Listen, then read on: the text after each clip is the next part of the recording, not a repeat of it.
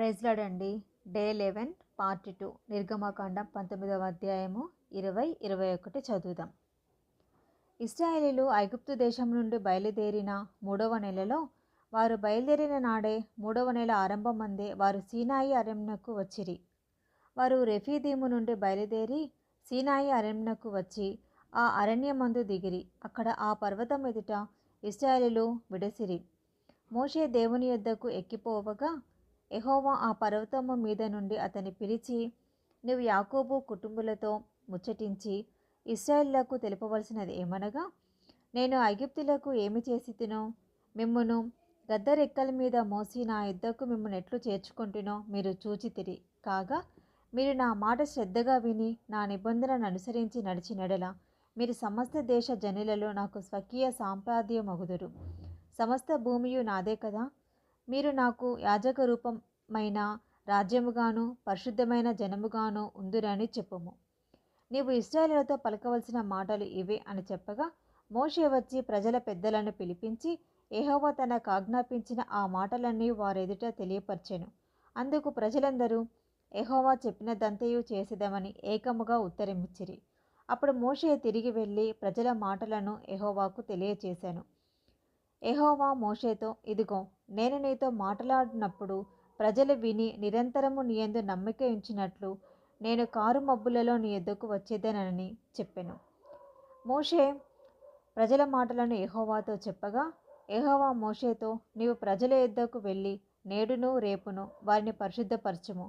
వారు తమ బట్టలు ఉతుకుకొని 3వ నాటి సిద్ధంగా ఉండవలెను. 3వ నాడు యెహోవా ప్రజలందరి కన్నుల ఎదుట సీనాయి పర్వతం మీదికి దిగివచ్చును.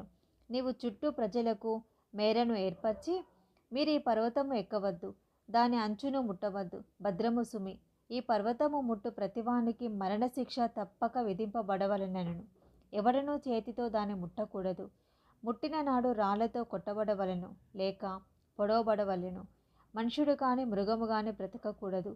బూరధ్వని చేయనప్పుడు వారు పర్వతము యొద్దకు రావలెను. అప్పుడు మోషే పర్వతము మీద నుండి ప్రజల యొద్దకు దిగివచ్చి ప్రజలను పరిశుద్ధపరచగా వారు తమ బట్టలను ఉతుకుకొనిరి. అప్పుడతడు 3వ నాటికి సిద్ధముగా నుండుడి, ఏ పురుషుడు స్త్రీని చేరకూడదని చెప్పెను. 3వ నాడు ఉదయమైనప్పుడు ఆ పర్వతము మీద ఉరుములు మెరుపులు సాంద్ర మేఘము బూర యొక్క మహాధ్వనియు కలగగా పాలెంలోని ప్రజలందరూ వణికిరి. దేవునిని ఎదుర్కొనుటకు మోషే పాలెంలో నుండి ప్రజలను అవతలకు రప్పింపగా వారు పర్వతమునకు దిగువన నిలిచిరి. యెహోవా అగ్నితో సీనాయి పర్వతం మీదకి దిగి వచ్చినందున అదంతయు ధూమమై ఉండెను. దాని ధూమము కొలిమి ధూమము వలె లేచెను. పర్వతమంతయు మిక్కిలి కంపించెను. ఆ బూరధ్వని అంతకంతకు బిగ్గరగా మోగెను. మోషే మాట్లాడుచుండగా దేవుడు కంఠస్వరము చేత అతనికి ఉత్తరమిచ్చుచుండెను. యెహోవా సీనాయి పర్వతం మీదికి అనగా ఆ పర్వత శిఖరము మీదికి దిగి వచ్చెను. యెహోవా పర్వత శిఖరం మీదికి రమ్మని మోషేను పిలువగా మోషే ఎక్కిపోయెను. అప్పుడు యెహోవా, ప్రజలు చూచుటకు యెహోవా యొద్దకు హద్దుమీరి వచ్చిన వారిలో అనేకులు నశింపకుండునట్లు నీవు దిగిపోయి వారికి ఖండితముగా ఆజ్ఞాపించుము. మరియు యెహోవా వారి మీద పడకుండునట్లు యెహోవా యొద్దకు చేరు యాజకులు తమ్ము తామే పరిశుద్ధపరచుకొనవలెనని మోషేతో చెప్పగా, మోషే యెహోవాతో, ప్రజలు సీనాయి పర్వతము ఎక్కలేరు. నీవు పర్వతమునకు మేరలను ఏర్పరచి దాన్ని పరిశుద్ధపరచవలెనని మాకు ఖండితముగా ఆజ్ఞాపించితివనెను. అందుకు యెహోవా, నీవు దిగి వెళ్ళుము, నీవును నీతో అహరోనును ఎక్కి రావలెను. అయితే యెహోవా వారి మీద పడకుండునట్లు యాజకులను ప్రజలను ఆయన యొద్దకు వచ్చుటకు మేరను మీరకూడదు. ఆయన వారి మీద పడునేమో అని అతనితో చెప్పగా మోషే ప్రజల యొద్దకు వెళ్ళి ఆ మాట వారితో చెప్పెను. నిర్గమకాండం 20వ అధ్యాయము. దేవుడు ఈ ఆజ్ఞలన్నీ వివరించి చెప్పెను. నీ దేవుడనైన యెహోవాను నేనే దాసుల గృహమైన ఐగుప్తు దేశంలో నుండి నిన్ను వెలుపలికి రప్పించి తిని. నేను తప్ప వేరొక దేవుడు నీకు ఉండకూడదు. పైన ఆకాశమందే గాని కింద భూమి అందే గాని భూమి కింద నీళ్ళందే గాని ఉండు దేని రూపమునైనను విగ్రహమునైనను నీవు చేసుకొనకూడదు. వాటికి సాగిలపడకూడదు, వాటిని పూజింపకూడదు. ఏలయనగా నీ దేవుడనైన యెహోవానకు నేను రోషం గల దేవుడను. నన్ను ద్వేషించు వారి విషయములో 3-4 తరముల వరకు తండ్రుల దోషమును కుమారుల మీదికి రప్పించుచు నన్ను ప్రేమించి నా ఆజ్ఞలు గైకొని వారికి 1000 తరముల వరకు కరుణించువాడనై ఉన్నాను. నీ దేవుడైన యెహోవా నామమును వ్యర్థముగా ఉచ్చరింపకూడదు. యెహోవా తన నామమును వ్యర్థముగా ఉచ్చరించు వానిని నిర్దోషిగా ఎంచడు. విశ్రాంతి దినమును పరిశుద్ధంగా ఆచరించుటకు జ్ఞాపకం ఉంచుకొనుము. 6 దినములు నీవు కష్టపడి నీ పని అంతయు చేయవలెను. 7వ దినము నీ దేవుడైన యెహోవాకు విశ్రాంతి దినము. దానిలో నీవైనను, నీ కుమారుడైనను, నీ కుమార్తె అయినను, నీ దాసుడైనను, నీ దాసి అయినను, నీ పశువైనను, నీ ఇండ్లలో ఉన్న పరదేశి అయినను ఏ పనియు చేయకూడదు. 6 దినములలో యెహోవా ఆకాశమును, భూమియు, సముద్రమును, వాటిలోని సమస్తమును సృజించి 7వ దినమున విశ్రమించెను. అందుచేత యెహోవా విశ్రాంతి దినమును ఆశీర్వదించి దాన్ని పరిశుద్ధపరిచెను. నీ దేవుడైన యెహోవా నీకు అనుగ్రహించు దేశంలో నీవు దీర్ఘాయుషమంతుడగునట్లు నీ తండ్రిని, నీ తల్లిని సన్మానించుము.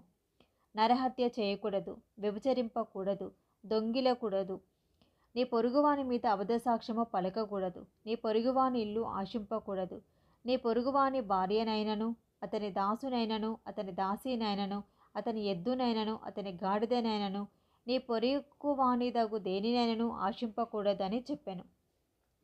ప్రజలందరూ ఆ ఉరుములు, ఆ మెరుపులు, ఆ బూరధ్వనియు, ఆ పర్వత ధూమమును చూచి భయపడి తొలగి దూరంగా నిలిచి మోషేతో ఇట్లనిరి, నీవు మాతో మాట్లాడము, మేము విందుము. దేవుడు మాతో మాట్లాడినడలా మేము చనిపోదుము.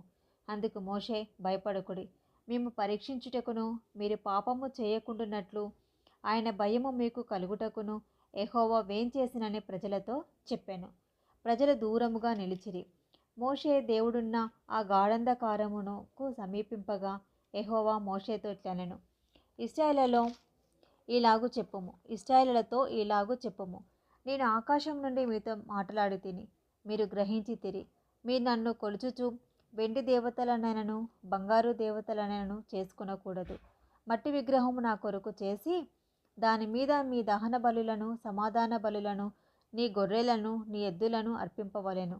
నేను నా నామమును జ్ఞాపకార్థముగా నుంచి ప్రతి స్థలములోనూ నీ యొద్దకు వచ్చి నిన్ను ఆశీర్వదించెదను. నీవు నాకు రాళ్లతో బలిపీఠమును చేయునప్పుడు మలిచిన రాళ్లతో దాన్ని కట్టకూడదు. దానికి ఏ పనిముట్టు తగలనిచ్చిన ఎడల అది అపవిత్రమగును. మరియు నా బలిపీఠము మీద నీ దిగంబరత్వము కనబడక ఉండినట్లు మెట్ల మీదుగా దానిని ఎక్కకూడదు. నిర్గమకాండం 21వ అధ్యాయము. నీవు వారికి నియమింపవలసిన న్యాయవిధులేవనగా, నీవు హెబ్రీయుడైన దాసుని కొనినెడల వాడు 6 సంవత్సరములు దాసుడై ఉండి 7వ సంవత్సరమున ఏమియూ ఇయ్యకయే నిన్ను విడిచి స్వతంత్రుడగును. వాడు ఒంటిగా వచ్చినడలా ఒంటిగానే వెళ్ళవచ్చును. వానికి భార్య ఉండినడలా వాని భార్య వానితో కూడా వెళ్ళవచ్చును. వాని యజమానుడు వానికి భార్యనిచ్చిన తర్వాత ఆమె వాని వలన కుమారులనైనను కుమార్తెలనైనను కనినడలా ఆ భార్యయు ఆమె పిల్లలను ఆమె యజమానుని సొంతగుదురు, కానీ వాడు ఒంటిగానే పోవలెను. అయితే ఆ దాసుడు, నేను నా యజమానుని, నా భార్యను, నా పిల్లలను ప్రేమించుచున్నాను, నేను వారిని విడిచి స్వతంత్రుడనై పోనొలనని నిజముగా చెప్పినడలా వాని యజమానుడు దేవుని యొద్దకు వానిని తీసుకొని రావలెను. మరియు వాని యజమానుడు తలుపు నొద్దకైనను ద్వారబంధము నొద్దకైనను వాని తొడుకొని పోయి వాని చెవిని కదురుతో కుచ్చవలెను. తర్వాత వాడు నిరంతరము వానికి దాసుడై ఉండును. ఒకడు తన కుమార్తెను దాసిగా అమ్మినడలా దాసులైన పురుషులు వెళ్ళిపోవునట్లు అది వెళ్ళిపోకూడదు. దానిని ప్రదానం చేసుకున్న యజమాని దృష్టికి అది ఇష్టురాలు కానియడలా అది విడిపింపబడినట్లు అవకాశమునియ్యవలెను. దాన్ని వంచినందున అన్యజనులకు దానిని అమ్ముటకు వానికి అధికారం లేదు. తన కుమారునికి దాన్ని ప్రదానం చేసినడలా కుమార్తెల విషయమైన న్యాయవిధిని బట్టి దానిడల జరిగింపవలెను. ఆ కుమారుడు వేరొక దాన్ని చేర్చుకొనినను మొదటి దానికి ఆహారమును, వస్త్రమును, సంసార ధర్మమును తక్కువ చేయకూడదు. ఈ మూడును దానికి కలుగజేయనెడల అది ఏమియూ ఇయ్యక స్వతంత్రురాలై పోవచ్చును. నరిని చావగొట్టిన వానికి నిశ్చయముగా మరణశిక్ష విధింపవలెను.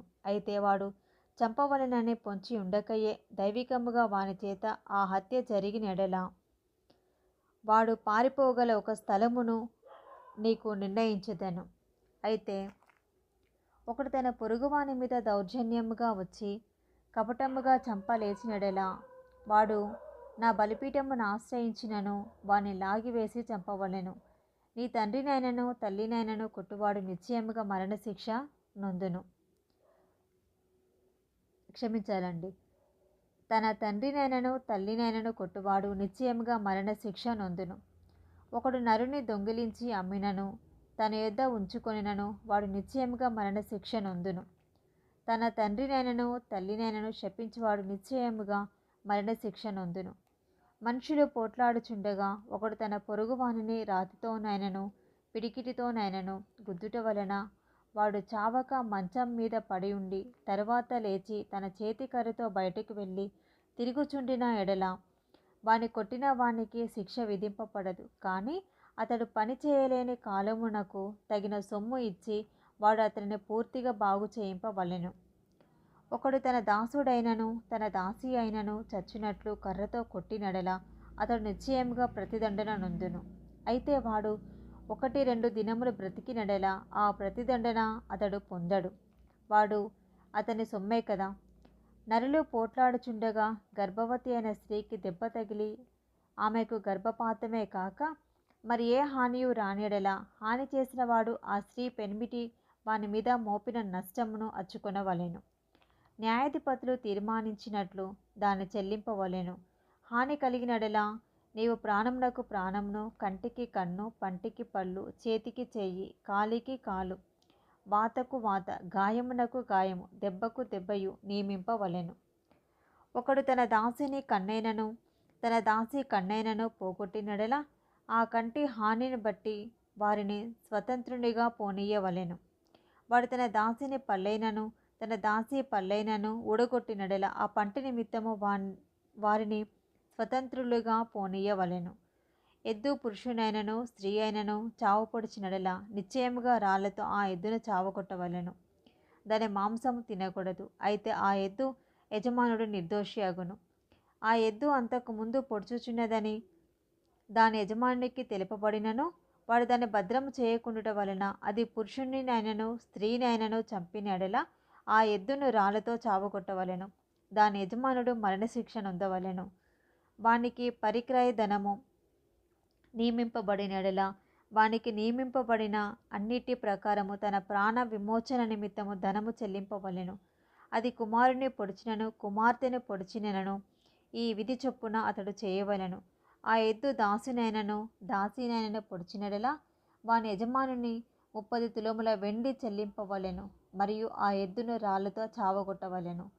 ఒకడు గోతి మీది కప్పు తీయట వలన లేక ఒకడు గోయి తవ్వి దాన్ని కప్పకపోవుట వలన దానిలో ఎద్దైనను గాడిద అయినను పడినడల ఆ గోతి కామందులు ఆ నష్టమును అచ్చుకొనవలెను. వాటి యజమానికి సొమ్ము ఇయ్యవలెను. చచ్చినది వానిదగును. ఒకనెద్దు వేరొకనెద్దు చచ్చినట్లు దాన్ని పొడిచినడల బ్రతికి ఉన్న ఎద్దును అమ్మి దాని విలువను పంచుకొనవలెను. చచ్చిన ఎద్దును పంచుకొనవలెను. అయితే అంతకుముందు ఆ ఎద్దు పొడుచున్నదని అతనికి తెలుపబడియు దాని యజమానుడు దాన్ని భద్రం చెయ్యని వాడైతే వాడు నిశ్చయంగా ఎద్దుకు ఎద్దునియ్యవలెను. చచ్చినది వానిదగును. ఇది ఈరోజు పార్ట్ 2 భాగం అండి. ఇంకా మీరు ఎవరికైనా 6 నెలల బైబిల్ కంప్లీట్ చేయాలని ఆసక్తి ఉంటే కనుక మన ఛానల్ని సబ్స్క్రైబ్ చేయండి. ఇంకా ఎవరైనా చదువు రాకుండా ఉండి బైబిల్ చదవాలనుకున్న వాళ్ళకు కూడా ఈ లింక్ని షేర్ చేయండి. Thank you. Praise the lord. God bless you all.